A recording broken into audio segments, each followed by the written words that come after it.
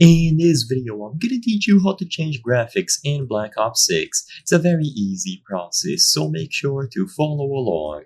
In this video, I'm gonna teach you how to change the graphical settings of Black Ops 6. You will be able to do this to improve performance or disable certain effects that bother you during gameplay. All of this can be done by first opening the menu at the top right. So regardless of the platform, open the menu depending on the button. Usually for PC, it is going to be Escape. And when you open this button, one of the options here is going to be the settings. And finally, inside of settings, you will see graphics. So open the menu at the right side of the screen, go into the settings tab, and then find graphics. Now, you will be able to customize every single graphical setting here.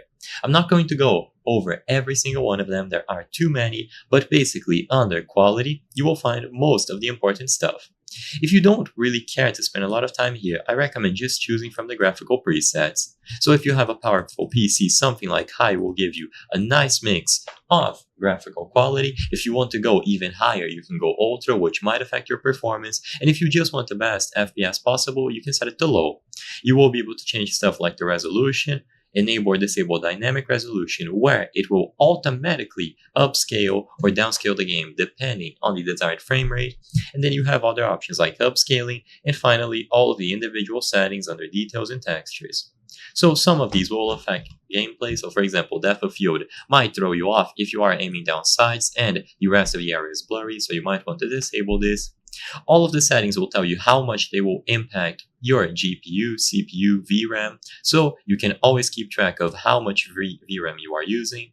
Usually you want to hover around maybe 75%, maybe using too much could introduce lag, but it's all going to depend on your hardware and what you want to achieve. Regardless, this is how you will be able to find all of the settings to manage them. I hope I was able to help you on how to change graphics in Black Ops 6. If this video helped you, please be sure to leave a like and subscribe for more very easy tips. Thank you for watching.